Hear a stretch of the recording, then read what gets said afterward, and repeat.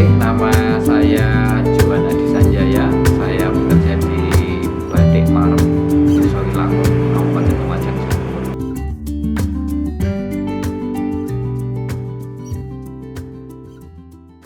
Jadi Batik Marem ini didirikan 2012 ya, kita mulai kegiatan.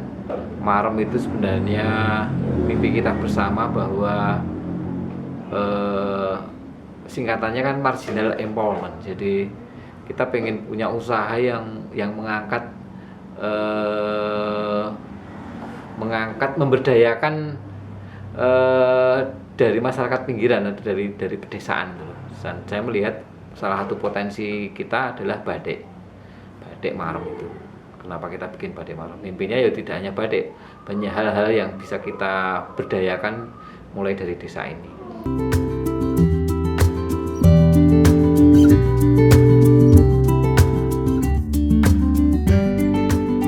Pertanyaannya sebenarnya pernah ada yang menanyakan ke saya, sekda waktu itu, kenapa memilih usaha batik.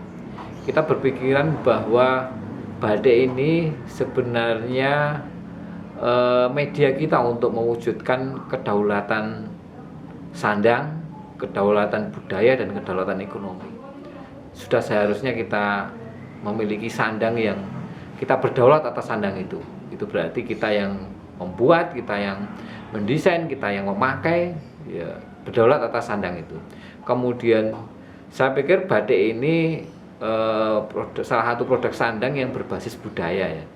Sedemikian beragam dan kayanya budaya Indonesia ini sebenarnya potensi yang luar biasa untuk menjadi industri kreatif yang bisa berkembang jauh lah di masa mendatang.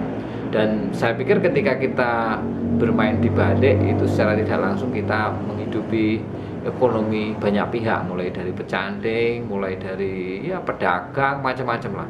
Jadi saya berpikir bahwa kedaulatan sandang, budaya, dan ekonomi itu bisa kita raih melalui batik, dan usaha kami melalui Batik Marem itu, saya pikir.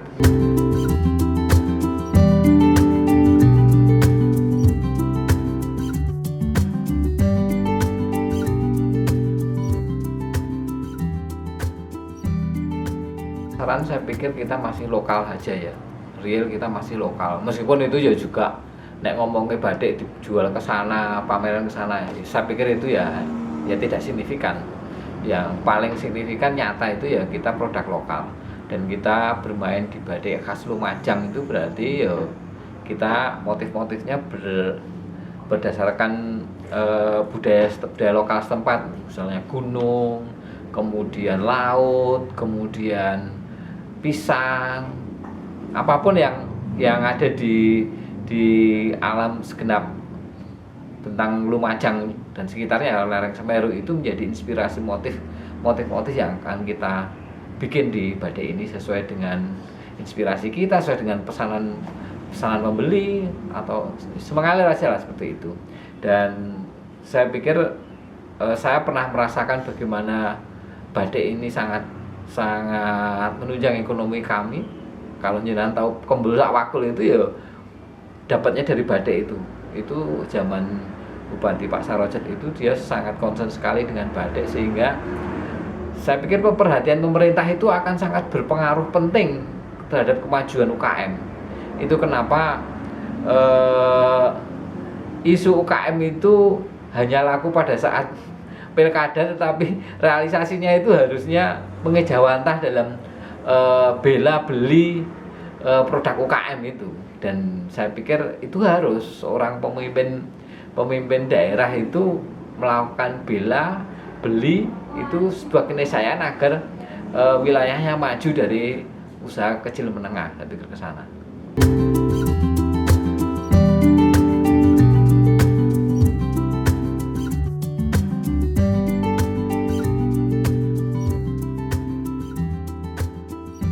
Batik Lumajang ini saya pikir tidak lepas dari proses perjalanan pengembangan batik aja ya.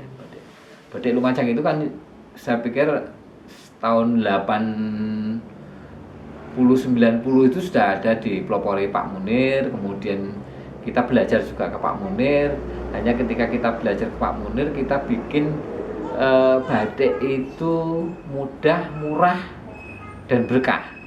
Caranya apa? Kita bikin pelatihan-pelatihan yang murah. Kita bikin pelatihan 10.000 bisa belajar batik, bayangkan.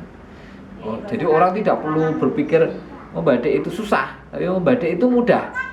Pelatihannya cuma 2 jam, tapi dia sudah bisa paham bagaimana teknik-teknik dasar membatik. Sehingga pada saat itu sekitar 2014-15 itu booming lah, jumlah pengrajin banyak, kemudian sekitar 30 lebih lah pengrajin. Saya pikir Lumajang ini juga cukup dikatakan ada banyak sentra batik, meskipun itu tidak menjadi sebuah klaster yang besar yang sangat berpengaruh seperti ya di Pekalongan, seperti di Sidoarjo, seperti di Solo, atau seperti tempat-tempat yang lain.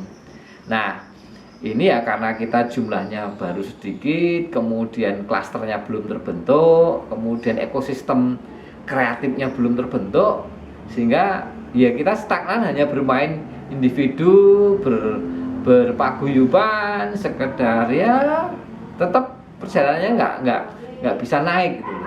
Dan saya pikir kita sudah harus berpikir bahwa di pandemi ini batik tidak bisa seperti biasa kita pasarkan, maka dari itu batik itu sudah harus go digital. Ini penting agar produk kita ini juga satu update, dua bisa menembus pasar, bisa sustain itu saya pikir.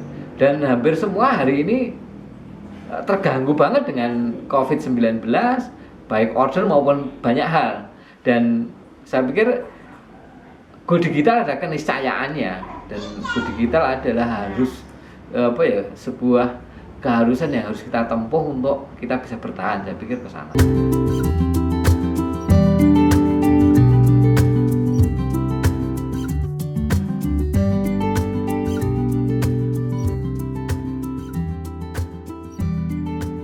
Kita lihat kecenderungannya memang batik Lumajang itu lebih ke arah pesisiran. Jadi orang-orangnya karakternya ingin batik yang nyorak. Kemudian ya kalau motif dasar sih orang Lumajang pasti identik dengan pisang ya. Meskipun banyak juga ragam, tapi kayaknya pisang itu begitu nyangkut di pikiran mereka lah, bahwa Lumajang kota pisang macam-macam. Kalau pilihan warna, corak, dan ragamnya saya pikir ya kita kombinasikan lah dengan berbagai motif-motif klasik, kemudian motif-motif kekinian, itu kita kayak